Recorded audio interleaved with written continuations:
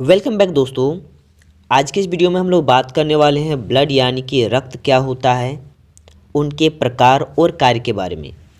तो सबसे पहले बात कर लेते हैं ब्लड क्या होता है। तो मानव शरीर में संचरण करने वाली यानी कि बहने वाली तरल पदार्थ जो शिराओं के द्वारा हृदय में जमा होता है और धमनियों के द्वारा पुनः हृदय से संपूर्ण शरीर में संचरित होती है यानी कि बहती है, उन्हें रक्त कहते हैं यानी कि ब्लड कहते हैं।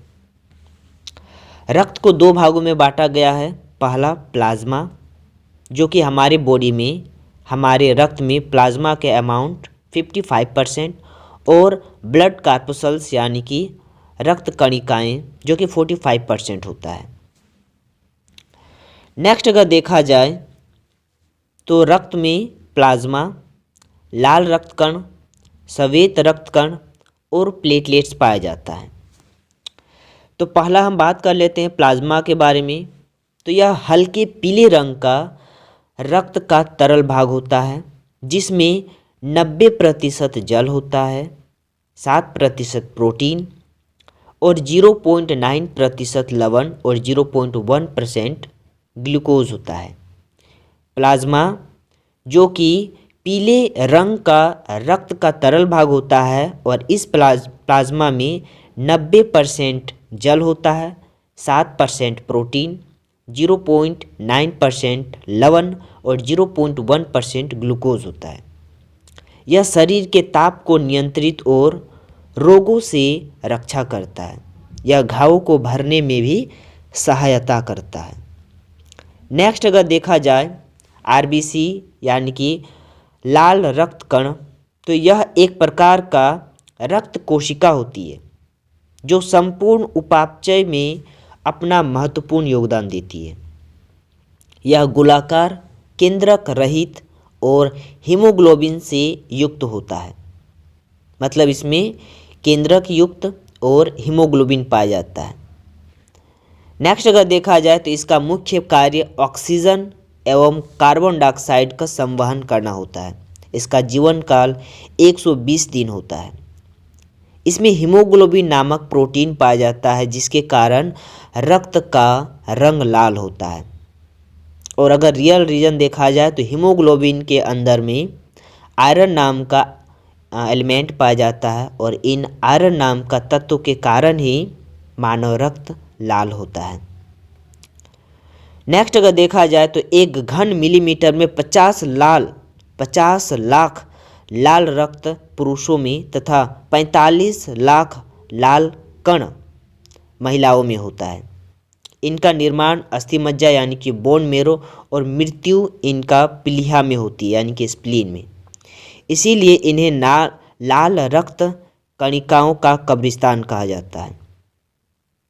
फिर से अगर देखा जाए तो एक घन मिलीमीटर में 50 लाख लाल कण पुरुषों में पाया जाता है और महिलाओं में 45 लाख रक्त कणिकाएं पाया जाता है।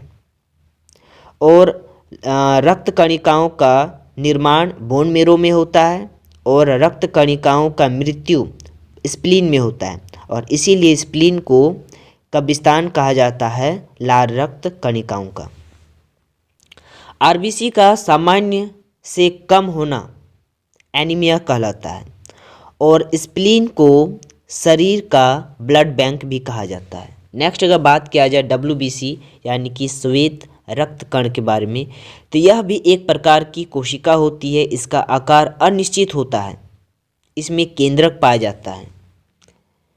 नेक्स्ट है कि इसमें हीमोग्लोबिन का अभाव होता है। इसका मुख्य कार्य होता है शरीर की रोगाणुओं से रक्षा करना और प्रतिरोधक क्षमता को बढ़ाना।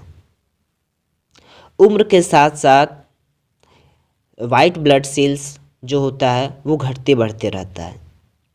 इनका जीवन काल जो होता है 24 से 30 घंटे का होता है।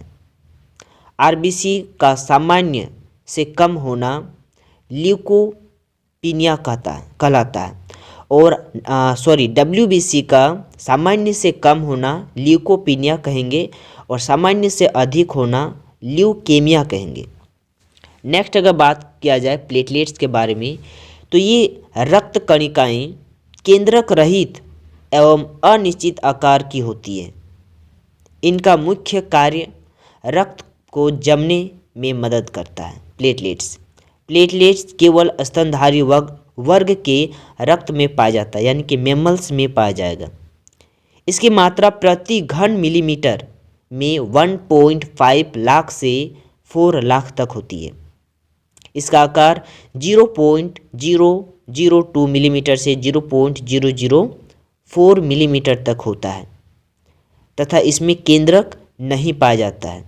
इसका निर्माण अस्थि मज्जा में होता है, यानी कि बोन मेरो में, और मृत्यु भी प्लीहा में ही होता है। इसका कार्य शरीर में कट जाने पर रक्त बहाव को रोकना होता है।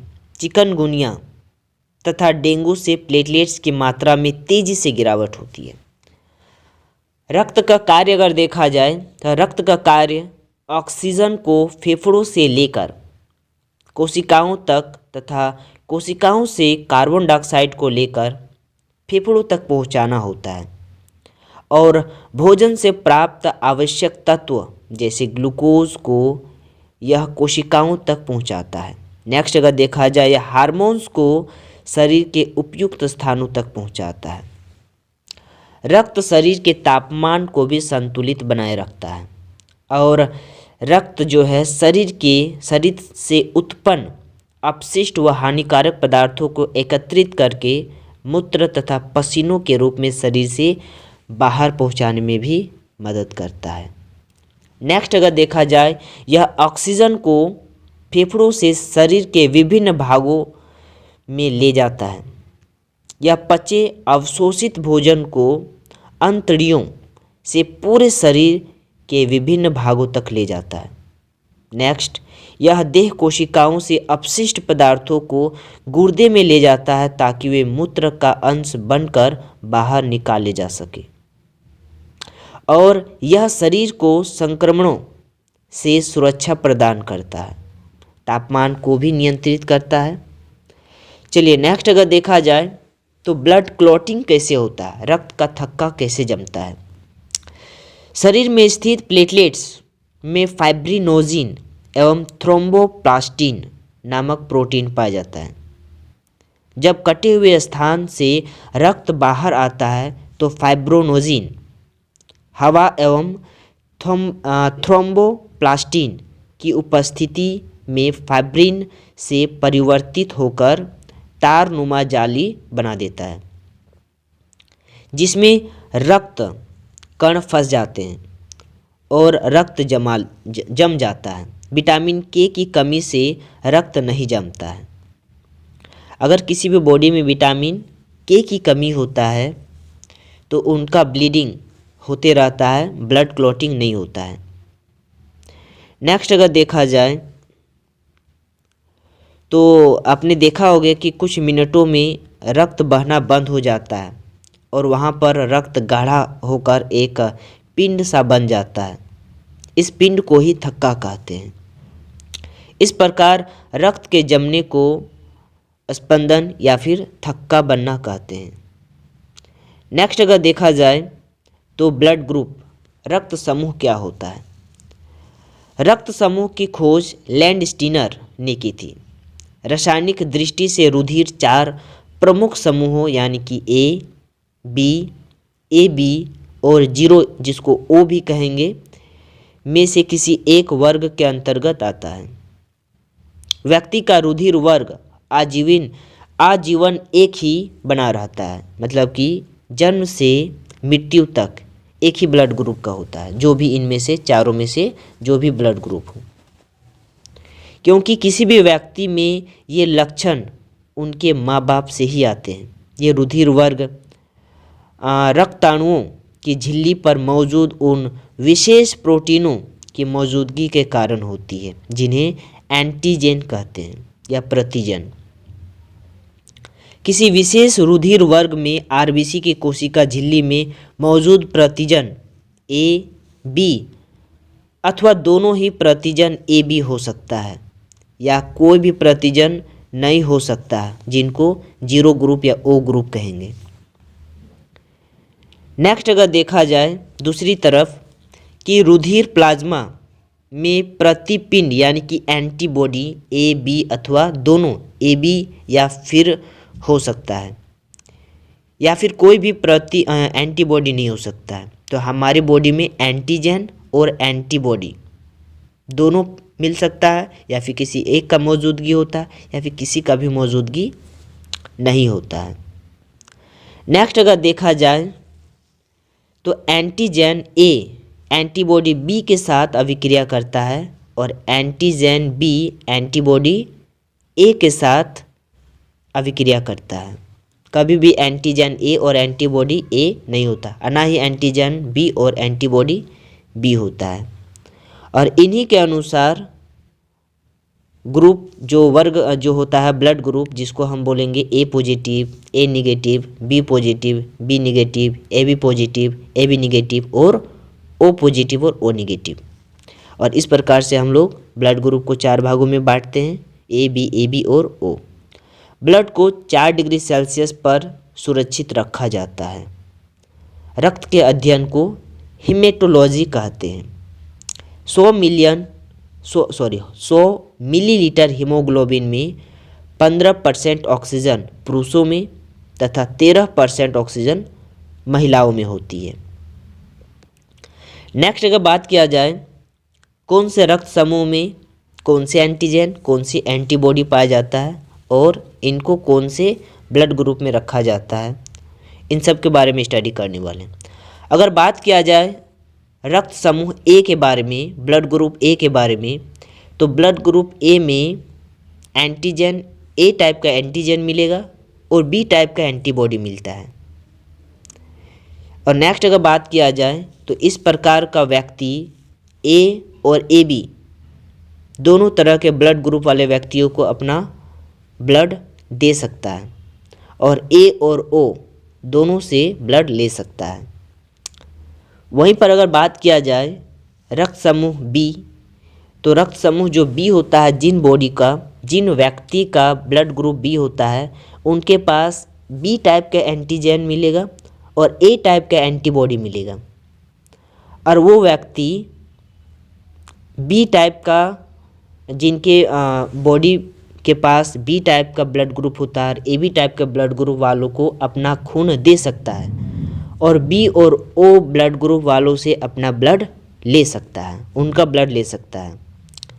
नेक्स्ट अगर बात किया जाए कि ऐसा व्यक्ति जिनका ब्लड ग्रुप ए बी हो, उनके पास ए और बी दोनों टाइप का एंटीजन मिलेगा लेकिन एक भी टाइप का एंटीबॉडी नहीं मिलेगा।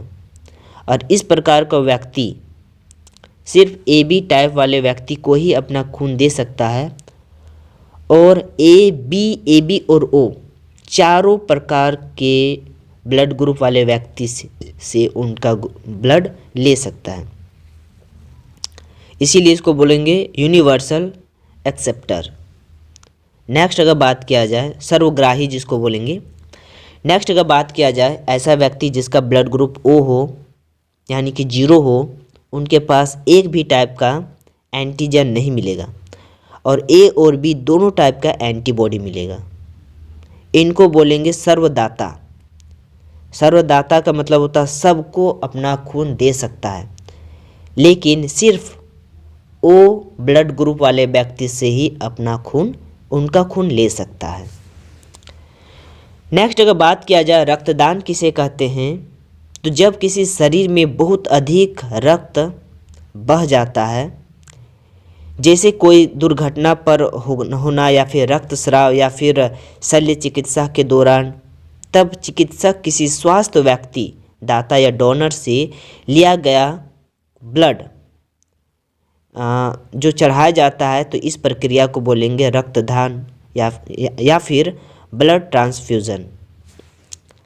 नेक्स्ट अगर बात किया जाए कि ब्लड ग्रुप का मिलान सुरक्षित और असुरक्षित के बारे में, तो वो जो आसानी से एक दूसरे का रक्त प्राप्त कर सकता है, ठीक है, वो हो गया ओ ए बी और ए बी।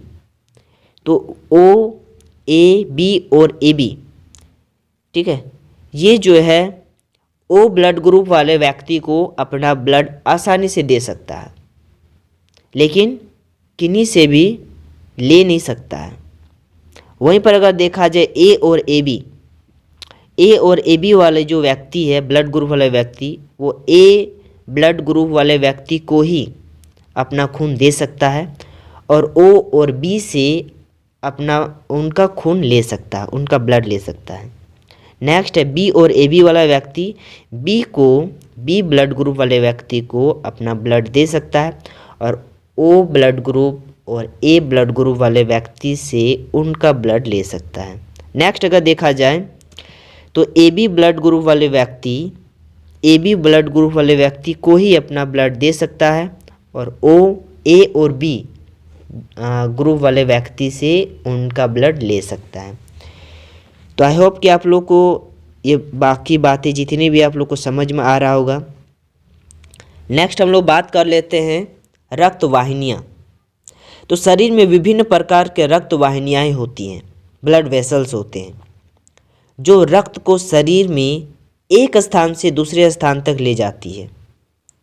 आप जानते हैं कि अंतः श्वसन के समय ऑक्सीजन की ताज़ा अपूर्वी फेफड़े यानी कि फुफ्फुसों को भर देती है ऑक्सीजन। रक्त इस ऑक्सीजन का परिवहन शरीर के अन्य भागों में करता है।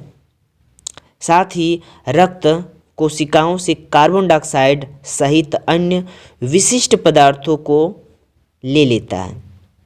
इस रक्त को वापस हृदय में लाता है, जहाँ से यह फेफड़ों में जाता है। फेफड़ों में कार्बन डाइऑक्साइड बाहर निकाल दी जाती है। इस प्रकार शरीर में दो प्रकार की रक्त वाहिनियाँ पाई जाती है। तो दो प्रकार के रक्त वाहिनियाँ क्या होता है? धमनी और शिरा। धमनी हृदय से ऑक्सीजन समृद्ध रक्त को शरीर के सभी भागों में ले जाती है।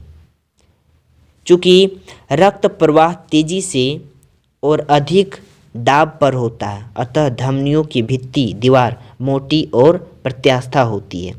प्रति मिनट स्पंदों की संख्या स्पंदन दर कहते हैं। विराम की अवस्था में किसी व्यस्त व्यक्ति की स्पंदन दर जो होता है, जो नब्स रेट होता है, वो 72 से 80 प्रति मिनट होती है।